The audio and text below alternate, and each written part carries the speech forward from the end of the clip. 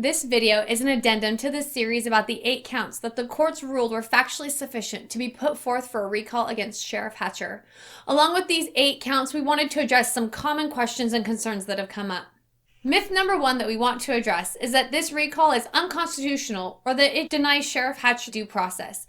A recall is a process that is defined in the Constitution of the state of Washington. The state's rights to have a constitution and local governance is protected in the U.S. Constitution. The court's hearings, collection of signatures, and future vote are all parts of the prescribed process. Since this is a recall and not a criminal trial, trial by jury does not enter into this equation. During the court hearings regarding the recall, the sheriff had a chance to defend himself and present his side of the story. This is his due process. If the courts feel that his evidence absolves him of any accusations or his justifications of actions is insufficient, then a recall will go forward. Judgments made by the Superior Court can be appealed to the state Supreme Court, and in this situation, Sheriff Hatcher did appeal, and 9 Supreme Court justices unanimously upheld the Superior Court's ruling on all 8 counts. The second myth is that this recall will cause Benton County to lose our constitutional sheriff, and instead we will have an appointed one by the county commissioners. This is only partially true. If this recall goes through, then we lose our current constitutional sheriff, only to have him replaced by another constitutional sheriff. And since we are mid-election cycle, an interim sheriff will be appointed. Since Sheriff Hatcher is a Republican, the Benton County Republican Party will nominate individuals to be the interim sheriff. The appointment will be made by the county commissioners. This individual will act as a sheriff until the next election, where we will again be able to elect a constitutional sheriff. Along with this, I would like to point out that our county is currently drawing a lot of attention from those who feel that sheriffs should be appointed. By using his position to interfere with the investigations into his conduct and to intimidate witnesses, Sheriff Hatcher's actions have put us at risk for losing our elected sheriff by providing an argument for those who want an appointed sheriff, and we cannot risk losing our elected sheriff. Since the county commissioners cannot do anything to him, we have a situation where an HR investigation substantiated claims of harassment and retaliation, yet nothing's happened. This creates a perception that the sheriff is untouchable and prevents others from stepping up and speaking out.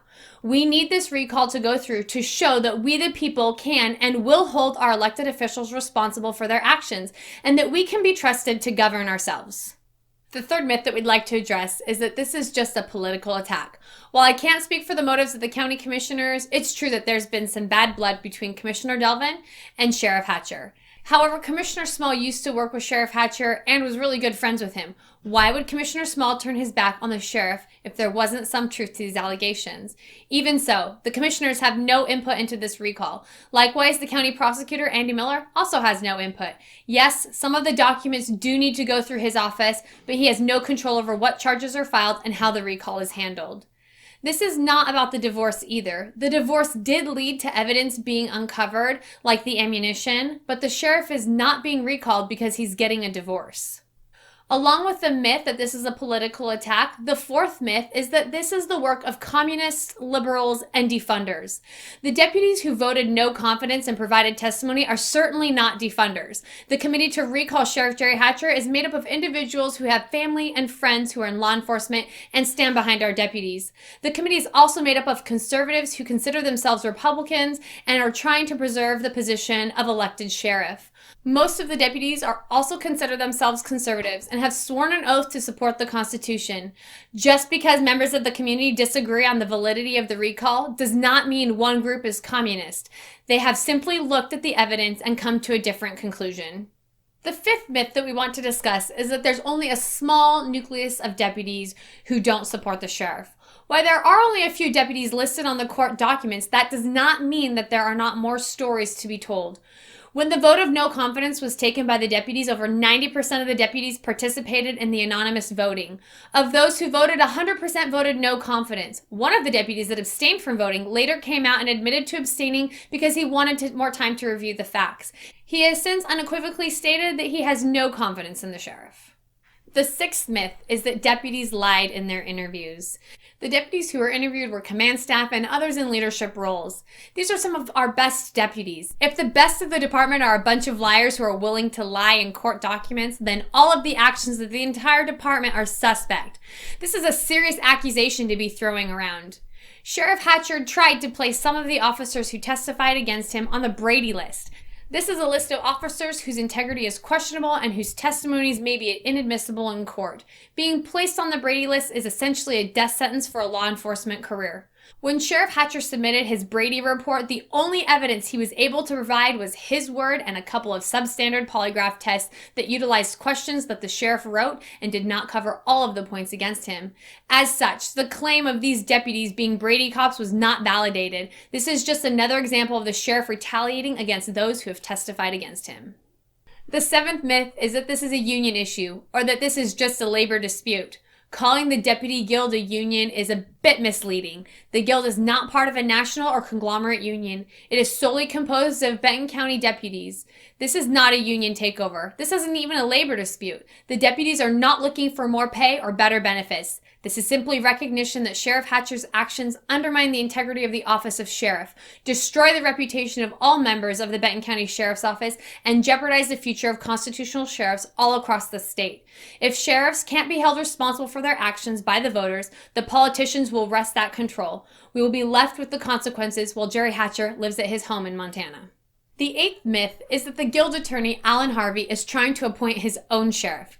This myth doesn't even make sense since there's no mechanism for him to do this. Mr. Harvey represents the Guild, but the Guild doesn't make a move unless voted on by the deputies, and the deputies do not appoint a sheriff. If the recall is successful, then the interim sheriff will be nominated by the Benton County Republican Party. Mr. Harvey has no influence there. The interim sheriff will be appointed by the county commissioners. Mr. Harvey has no influence there. And finally, our new sheriff will be elected by a vote of the people. Mr. Harvey definitely cannot influence that many people. The ninth myth is that if Sheriff Hatcher really had done something wrong, there would be a criminal investigation. Since there's no criminal investigation, then Sheriff Hatcher must not have done anything wrong. In order for a criminal investigation to be done, someone has to order the investigation. In the sheriff's office, the sheriff has written that all investigations go through him.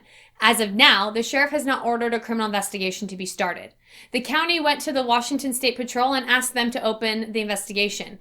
They claimed that it was not their jurisdiction and referred the case to Kennewick. A little funny story about that. When the request was sent, Sheriff Hatcher sent an email to Chief John Batiste with a copy of his good friend Sheriff Raymond's synopsis of the FCSO administrative review.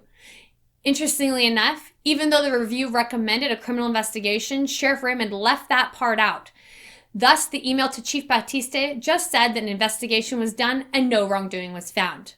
But we digress. Chief Hohenberg in Kennewick declined to take on the investigation because of a conflict of interest and because of concerns that the FCSO review may have tainted the evidence and the chances that if the case went to trial, the prosecutors could seek to impeach the investigators. Other local agencies also don't want to get involved due to the conflicts of interest, given how closely all of the departments work together. Other agencies across the state don't seem to want to get involved in the mess that is currently here, especially against the sheriff that seems to have little regard for maintaining the sanctity of an investigation. You can find all the supporting documents on our website at www.recallsheriffjerryhatcher.com. This video series was paid for by the Committee to Recall Sheriff Jerry Hatcher. Top contributors are the Washington State Fraternal Order of Police, the Benton County Deputy Sheriff's Guild, and Kathleen Werschke.